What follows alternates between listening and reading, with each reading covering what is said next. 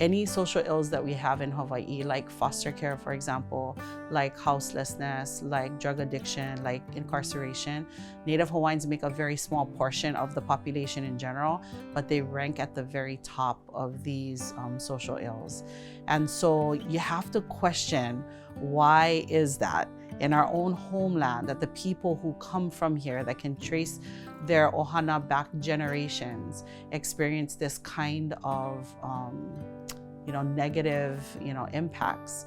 So statistically in Hawaii, and what we know actually throughout the US, is that the more a student is referred or has a referral and or a suspension at a younger age, there's a direct correlation or connection with them ending up in prison. So it's called the school to prison pipeline. And interestingly enough, statistically across the US, students of color, primarily boys, in Hawaii it's definitely our Native Hawaiian population, our Pacific Islanders. Those kids have tons of suspensions, tons of referrals, starting as early as kindergarten. And as it accumulates, what it does show is that their trajectory is heading towards prison, actually. Yeah. I think one of the major difficulties that teachers face really are students that are not necessarily ready when they come to school for whatever reason. They're unable to sit, sometimes they're unable to listen, they're definitely not ready academically to perform. And that is for a myriad of reasons. There are many, many causes for that. But I think as a kumu, when a student is not makauka, when they're not ready to learn, then what do we do with them? And again, oftentimes it's about compliance, like just get to it. I don't really care what happened to you. I don't really care what's happening today. I just want you to get started on your bell work or whatever that is. The old school way of, send the kid out, send them to the office, is not really effective. It doesn't really work per se. And really what it does is, now I understand, it's more damaging to have that kind of punitive measures. I'm so thankful to have been trained by some wahine, some mana wahine really, from the East Coast. Basically what they were looking at is what can mend and heal that kind of trauma, and how can we bring that into the classroom. And so this restorative practice and restorative justice concepts is really, at the bottom line, it's creating community. So I know from my trainers, they come from the East Coast, they deal with African American and Latino youth that either are on their way to be incarcerated or have been incarcerated. And what they show is that introducing peace circles to their community has actually changed the trajectory for those kids and actually put them on better pathways. Now, it is an indigenous concept. Circle is not something that, I think we do it even here in Hawaii. I know culturally in the Samoan and Tongan culture, in my cultures, we do circle. We don't call it a thing, but it's a thing that we do. And so they explain that the roots of their training actually comes from the Native Americans, which again, similar kind of connections with our indigenous people of Hawaii. And so they taught us how to make circle a part of our classroom culture. So we start up with the oli in the morning. It was written by Uncle Wally, who's our head custodian and head cultural advisor here at the school. Him and his wahine reside in Kaneohe, and they wrote that oli specifically for our students. I feel really happy that we get to do the oli every morning. It helps my self-confidence, and it helps me feel way more comfortable. After the oli, we go straight into circle. We do pilina maker, pilina meaning relationship. So instead of icebreaker, we call it pilina maker. We play a game, everybody has a good time. And in that process, we're getting to know each other. And then we go into circle, our piko. And usually a student leads the piko, and the students will pick the question of the day. Oftentimes part of the questioning is, how are you feeling today? So that we're aware about how people are feeling, and we want to be sensitive to those that may be kind of struggling for the day.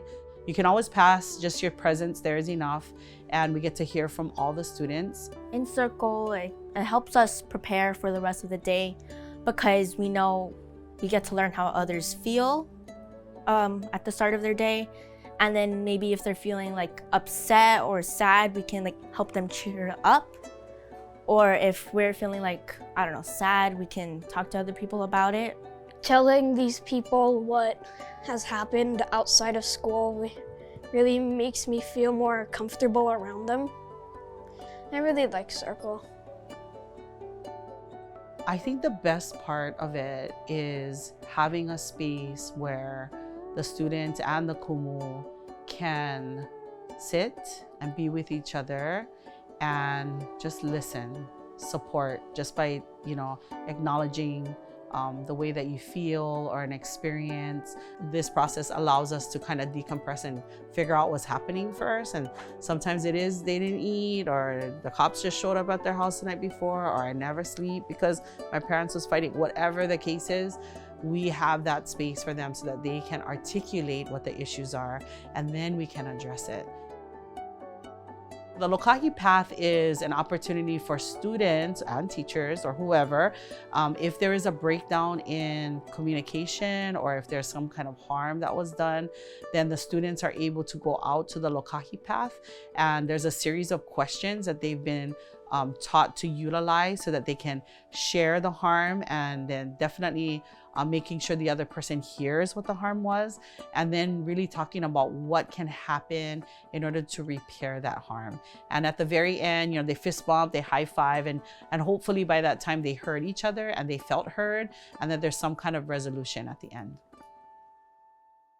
I think the empowering part is, like, in school, usually, the students are either they don't say anything and they handle it on their own on the playground, which is not always the best way of doing it, or they come to us, right?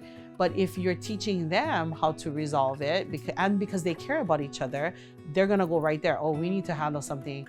Let's go on the Lokahi Path. Let's talk it out. Let's try and, make sure that we can resolve things so that both of us feel good about us again. I know that people can do it. I mean, if I can do it, I feel like anyone can do it. Everyone can do it. I think the first thing is have fun. So one of the first things we do is the Pirina Maker. So I think games and having fun is definitely one way to get our bodies moving and connect with each other. I think the second important thing is to allow the student to bring themselves to the space. And what I mean by that is that they talk about themselves, talk about their family members. One of the exercises that we do in the very beginning is who inspires you? Who is somebody that you want to make proud of you? And we ask them to bring a picture of that person. We print it and we laminate it and we put it on the wall. So right when you walk in, you're reminded of who you want to make proud, so that our actions can align with who we really are and who we want to be. And so as the students invite their ohana in and their life experiences, it really creates, again, a space of knowing each other on a deeper level. So I think that's the second. And I think the third thing is identifying the place that we're at and knowing the mo'olelo and stories and the people and important things from our area. We don't have to be the keepers of all of that knowledge. We can ask people from around us, or even kumu that have been on campus forever. Like, they probably have mo'olelo or stories. So I think the place and knowing where you come from is also a significant part of how we can develop like a sense of belonging, which is really what Circle is all about. We're just planting seeds. That's all we're doing, really. And if a la'au grows, if a tree grows, if whatever, great. Just try them in your own way.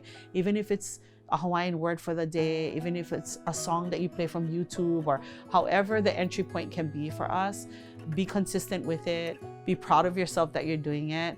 I mean, it takes time. It's like anything, it takes time.